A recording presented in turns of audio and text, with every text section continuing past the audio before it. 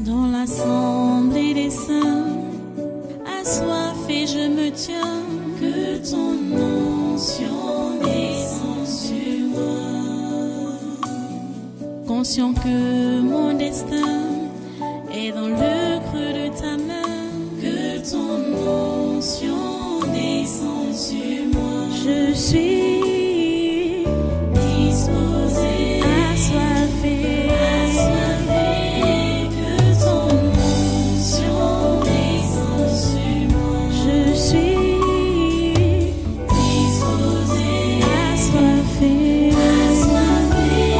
que ton onction descende sur moi.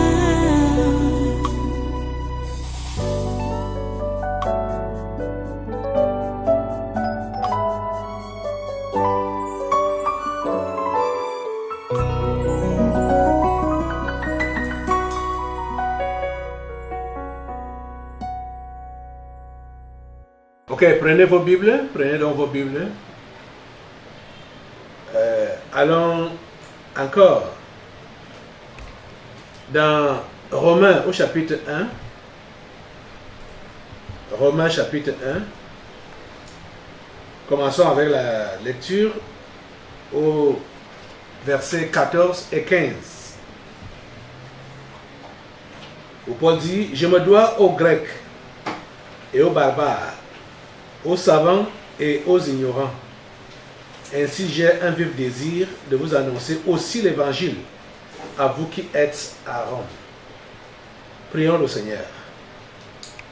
Notre Dieu, nous te remercions pour ta parole de ce jour. Nous te remercions parce que tu nous instruis dans tes voies. Merci de donner à ton peuple l'oreille des disciples. Merci de donner à ton peuple un cœur obéissant. Merci de donner à ton peuple un esprit engagé. Merci, ô Dieu, parce que ta volonté s'accomplit dans nos vies. En ce jour encore, par ta parole que tu nous envoies. Que ta volonté soit faite dans nos vies comme au ciel. Que ta volonté soit faite sur cette terre comme au ciel. Dans cette assemblée, que ta volonté soit faite comme au ciel, Père. Nous sommes à toi et nous attendons à toi. Reçois toute la gloire et l'adoration. Au nom puissant de Jésus, nous avons prié. Amen. Amen. Prenez place. Une fois de plus, soyez les bienvenus au Tabernacle de la Liberté. Soyez les bienvenus dans ce programme. Tous ceux-là qui nous prennent partout dans le monde entier. Le congrès du naturel le 16 septembre 2021. L'année de grâce du Seigneur. Oh Dieu Tout-Puissant. Nous bénissons ton nom parce que tu as le contrôle de tout ce qui se passe en cette année, dans nos vies, dans nos nations et dans ce monde. Reçois toute la gloire et toute l'adoration. Au nom puissant de Jésus. Paul dit, je me dois, je me dois aux Grecs et aux barbares, aux savants et aux ignorants. Est-ce que vous comprenez vraiment qu'est-ce qui est votre devoir en tant que chrétien? Quelle est votre tâche en tant que chrétien? Est-ce que vous comprenez quel est votre devoir en ce temps-ci? Le temps-ci n'est pas le temps de la compromission. Le temps-ci n'est pas le temps de l'aisance. Le temps-ci n'est pas le temps où il faut chercher des relations.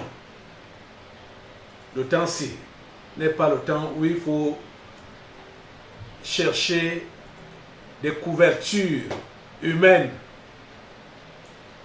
Le temps-ci est le temps où il faut se confier à Dieu. Le Dieu qui a créé le ciel et la terre. Toi, en tant que chrétien, s'attendre à lui. Depuis l'année passée, vous êtes chrétien véritable, vous avez compris, même les simples humains, que tout peut s'arrêter sans nous aviser, n'importe quand. Et je disais que depuis l'année passée, que je crois que c'est en ce temps-ci que ceux qui ne se sont pas bien convertis doivent donc bien se convertir. Ceux qui ne sont pas convertis, ne se sont pas bien convertis. Pourquoi? Parce que ils avaient des réserves.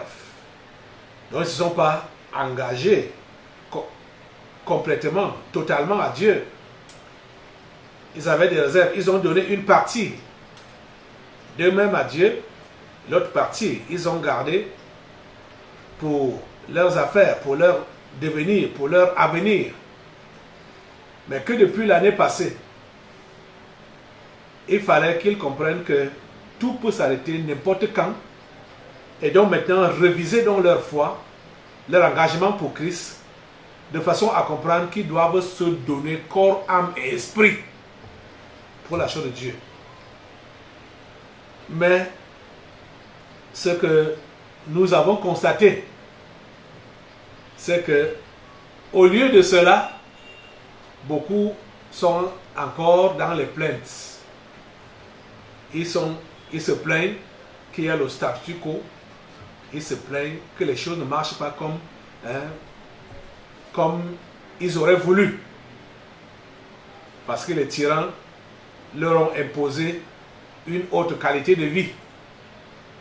Et ça a mis échec à leur avenir, à leur programmation personnelle. Les amis, vous ne comprenez rien. Comprenez ça une fois pour toutes. Que quand vous avez cru en Jésus, si vous avez cru réellement en lui, il a ouvert devant vous une carrière. Il a ouvert devant vous une carrière. Et c'est cette carrière que vous êtes appelés à accomplir. Vous devez accomplir votre carrière, exercer votre carrière. Le Seigneur nous a tous donné un ministère, le ministère de la réconciliation. Donc,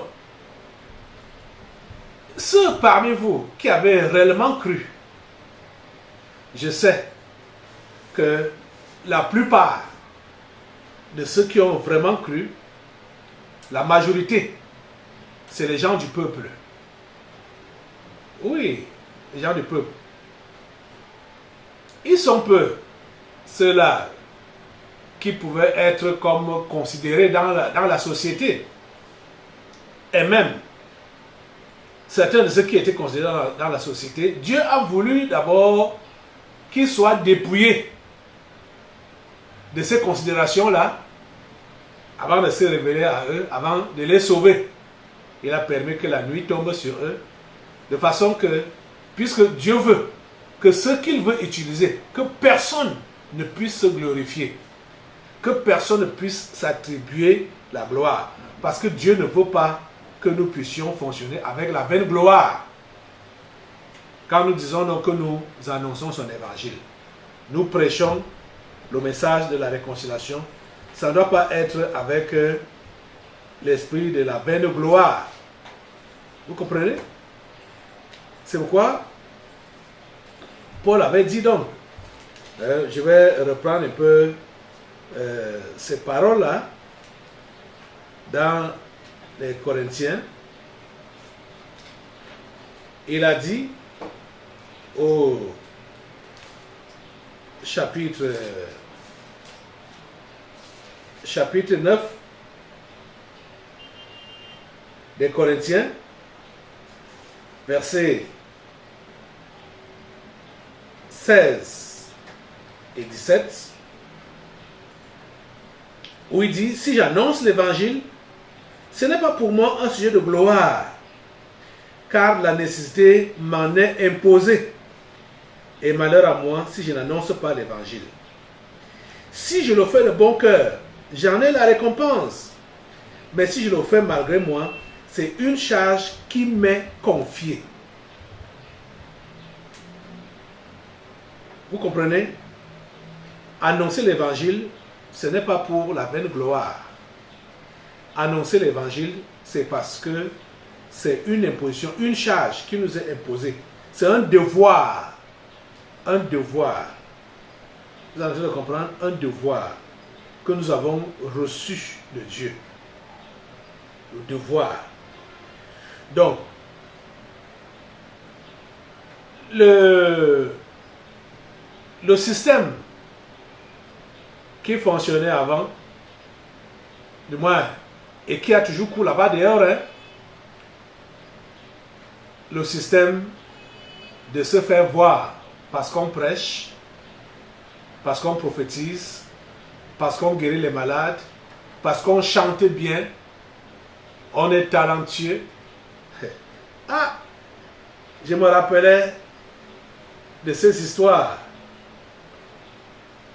ce qu'on a appelé ministère, que ce soit ministère du chant, prédication, évangéliste, pasteur. Pour la chanson par exemple, je me rappelle que ici au Tabernacle de la Liberté, nous avons claqué les mains pendant longtemps. Quand on dit claquer les mains, c'est-à-dire il y a des instruments, mais il n'y a personne pour pouvoir jouer ces instruments. Il n'y avait pas d'instrumentistes. Mais bon, dans les milieux, dans les cases là-bas dehors, vous voyez les gens talentueux qui peuvent bien graisser les cordes de guitare, bien taper au piano. Mais la grande surprise était que vous voyez ces gens-là en train de soi-disant chanter les louanges de Dieu, l'adoration au Seigneur, mais dès que la louange, l'adoration finit là, ils sont dehors, ils se mettent à fumer. Hi! Jesus! À fumer! Donc des païens. Et j'étais dépassé dans le passé, en voyant que dans certains milieux là, soi-disant, certains milieux dits chrétiens, les soi-disant pasteurs recrutaient les instrumentistes. Donc, c'est les instrumentistes qui sont recrutés pour venir jouer à l'église. Donc, les mêmes gens, on les recrute comme on les recrute dans les boîtes de nuit. Donc, ces joueurs de boîtes de nuit là, ils finissent de jouer dans les boîtes de nuit, on les recrute aussi à l'église et ils viennent aussi chanter à l'église, les jours de réunion et les dimanches. Vous voyez? C'est bizarre. Aïe, bizarre.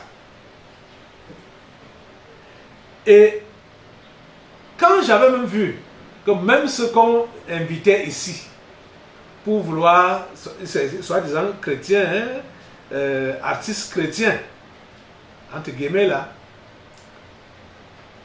ce n'était pas avec le cœur qui faisait le travail. J'avais préféré arrêter avec tout ça pour que les enfants se débrouillent seuls. Et Dieu a permis que tant mieux que mal, ils puissent se débrouiller pour conduire la louange, l'adoration, pour adorer Dieu. Et au niveau des instruments, Dieu nous a vraiment aidés. Là-dessus, c'est au niveau des voix, comme je disais l'autre jour là, qu'il y a problème. Et Dieu seul sait. Pourquoi ça? Et eux-mêmes ne doivent pas se décourager parce qu'ils chantent mal ou parce qu'ils dégament de temps en temps. Ils ne doivent pas avoir mal parce que Dieu aime comme ça. Quand on est limité, quand on se sent limité, on a donc besoin de son secours. C'est là qu'on peut mieux nous servir. Vous comprenez? Je prends tous ces exemples. Pourquoi? Je prends tout ça là pour essayer de vous encourager à comprendre que vous n'avez pas besoin de regarder vos limitations pour donner le meilleur de vous-même par rapport au service de Dieu. Parce que si vous êtes talentueux, vous allez vous glorifier en disant que vous servez Dieu avec votre talent. Je vous dis la pure vérité, vous allez vous glorifier. Ce sera donc la vaine gloire. Mais Dieu veut que vous puissiez vous effacer. Dieu veut que nous puissions nous effacer pour que ce soit lui seul qui prenne la gloire. Quand nous ouvrons notre bouche pour annoncer ses merveilles, quand nous ouvrons notre bouche pour proclamer ses louanges, l'adorer, il faut que nous puissions être effacés. On ne doit pas se voir. Vous comprenez? Et vous allez remarquer que le Seigneur a prévu, et il a prévu mettre des handicaps ou les aiguillons, comme je disais dimanche passé, dans les corps ou devant ceux-là qui sont susceptibles de se glorifier parce qu'ils servent le Seigneur. Vous comprenez ça? Écoutez les amis, allons dans 1 Corinthiens au chapitre 1. 1 Corinthiens chapitre 1. Vous allez comprendre ce que l'apôtre Paul dit là. Il dit, 1 Corinthiens chapitre 1, à partir du verset 26. Il dit, considérez, frères, que parmi vous qui avez été appelés, il n'y a ni beaucoup de sages selon la chair, ni beaucoup de puissants, ni beaucoup de nobles. Mais Dieu a choisi les choses folles du monde pour confondre les sages. Dieu a choisi les choses faibles du monde pour confondre les fortes. Et Dieu a choisi les choses viles du monde et celles qu'on méprise, celles qui ne sont point, pour réduire à néant celles qui sont, afin que nulle chair ne se glorifie devant Dieu. Alléluia. Vous avez suivi ça? Il dit, considérez, frères, que parmi vous qui avez été appelés, il n'y a ni beaucoup de sages selon la chair, ni beaucoup de puissants, ni beaucoup de nobles. Il parle bien de beaucoup. Il n'y a ni beaucoup de beaucoup. Pas qu'il n'y en a pas du tout. Hein? Donc, quelqu'un qu'on peut considérer qu'il est puissant selon la chair, il est sage. La sagesse, c'est Dieu qui donne. Et vous savez que les anges déchus là, ils n'ont pas de sagesse. Ils volent. Ce sont seulement des voleurs. Et ils volent la sagesse de qui? Ils volent la sagesse des simples. Vous voyez? Et la plupart parmi vous là, vous vous êtes convertis ayant été volés, dépouillés par ces gens-là. Vous comprenez? Ok. Qu'est-ce que je voudrais que tu comprennes? Vous savez que depuis que j'ai pris cette phase, il y a eu un jour là où un esprit appelé complexe d'infériorité chez les chrétiens était en surface. Les amis, ce travail que Dieu nous a confié, cette carrière dans laquelle nous sommes entrés, et ce ministère qui nous a donné, ce n'est pas nous-mêmes, ce n'est pas par nous-mêmes, notre propre force, notre propre intelligence, nos propres capacités. C'est en s'appuyant sur lui qu'on fait ce travail. En s'appuyant sur lui. Il ne veut pas que nous puissions nous glorifier. Il ne veut pas. Il ne veut pas ça. Qu'on puisse manifester la vaine gloire. Donc c'est pourquoi tu dois être sans complexe quand tu es donc appelé à faire ton ministère. Tu dois être sans complexe. Tu dois t'appuyer continuellement sur lui. Et il faut que tu saches que tu as un devoir, une charge qui est sur tes épaules. Tu comprends ça? Je ne sais pas quel est ton niveau d'éducation. Je ne sais pas quelle est ta classe sociale. Mais j'aimerais vraiment que tu puisses comprendre que ce n'est pas ce que tu as réalisé que Dieu compte. Ce n'est pas ce que tu as réalisé, ce n'est pas sur ça que Dieu compte. Ce n'est pas ce que tu es que Dieu compte. Dieu compte ce que lui-même, il peut faire de toi. Et il compte juste sur ta disponibilité et ta soumission et ton obéissance. C'est tout. C'est tout, hein. Il faut que tu le comprennes et que tu te mettes au travail. Je me dois aux Grecs, aux barbares, aux savants et aux ignorants. Ainsi, j'ai un vif désir de vous annoncer aussi l'évangile à vous qui êtes à Rome. Nous avons le devoir d'annoncer cet évangile à tous. À tous. Aux Grecs, aux barbares, aux savants, aux ignorants, aux Camerounais, aux Africains, aux Européens, aux Américains, aux Asiatiques. C'est notre devoir d'annoncer cet évangile à tous. L'évangile qui sauve. Nous avons le devoir de l'annoncer à tous. Et je vous dis que chacun d'entre vous est appelé à fonctionner dans un couloir. Le ministère est commun, mais ça a plusieurs couloirs.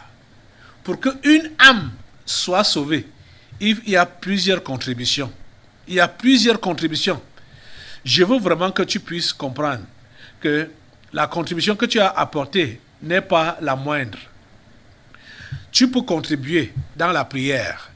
Tu peux contribuer dans le chant. Tu peux contribuer dans le témoignage, à l'invitation. Parce que ne pense pas que c'est-à-dire l'histoire qu'on parle de paix spirituelle, ça doit t'influencer, ou parents spirituels, puisqu'il y a certains qui peuvent penser que comme ils ont évangélisé quelqu'un et la personne s'est donnée à Christ, bon, il est directement forcément son père spirituel ou son parent spirituel. Forcément, ce n'est pas ça. Parce que, je vous le redis, pour qu'une âme se convertisse, il y a tout un engrenage. Il y a une chaîne. Une chaîne. Il y a des gens qui ont eu à prier. Il y a des gens qui ont eu à lancer des graines. Il y a des gens qui ont eu à exhorter. Ça dit, la personne la passe par beaucoup d'étapes avant de se convertir en vrai. Et vous autres qui êtes en train de vous convertir, vous ne devez pas vous ne devez pas avoir un esprit fermé. Parce qu'il y a des gens qui sont en train de se convertir. Quand je dis qu'il y a des gens qui sont en train de se convertir, ça veut dire que ces gens sont prévus pour le salut depuis. Mais comme il arrive toujours qu'on passe par des mauvais chemins, ou bien on passe par des mauvais milieux avant de découvrir la vérité, ne soyez pas fermés. Surtout vous, qui êtes donc en train de vouloir vous convertir maintenant là, ne soyez pas fermés pour penser que vous avez toujours été chrétien depuis le temps qu'on vous a dit que vous êtes chrétien, ou depuis le temps que vous avez commencé à fréquenter les milieux dits éveillés. Non. Il est vrai que peut-être dans ces milieux-là, le Seigneur a permis à vouloir vous, a commencé à vouloir vous ouvrir l'esprit, à vous apprêter à recevoir son évangile. Mais, bon, malheureusement pour plusieurs, ils sont tombés que, bon, il est arrivé que le milieu était pourri. Donc, leur cœur ouvert à l'évangile, mais le milieu les a gâtés, ou le milieu ne les a pas aidés à recevoir Christ et à s'enraciner en lui comme il se doit.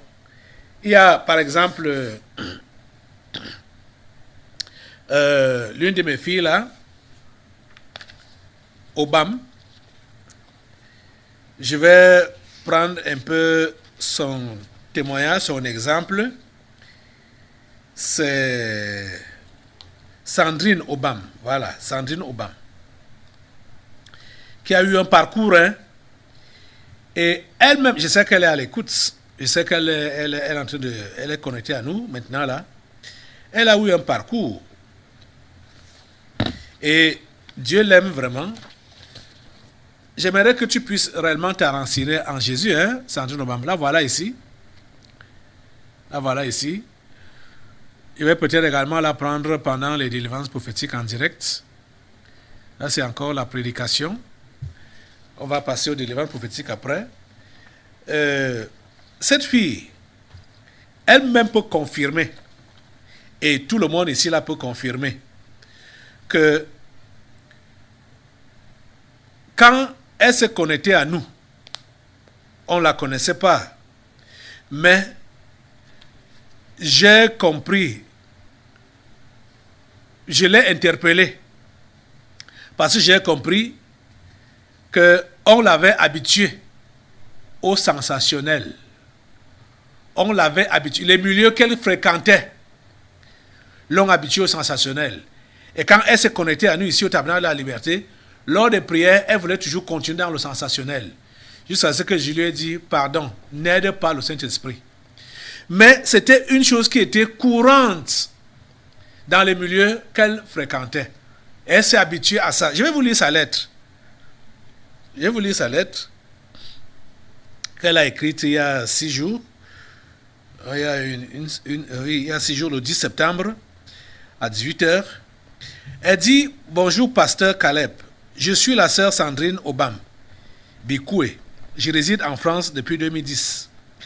La délivrance que j'ai eue le 11 juillet 2021 au Tabernacle de la Liberté a révélé que j'ai été dépouillé et qu'il y a eu des dépôts dans mon corps par les multiples impositions des mains que j'ai reçues des différents faux prophètes. C'est en 2015 que je constate que j'ai des problèmes spirituels et j'ai commencé à fréquenter les églises vivantes à la recherche de ma délivrance et ma conversion. Malheureusement, les débuts de ma conversion n'ont pas été solides. J'ai connu beaucoup d'assemblées ici en France. J'ai fréquenté l'assemblée du pasteur congolais qui m'a couvert avec l'écharpe d'Israël, tellement je manifestais.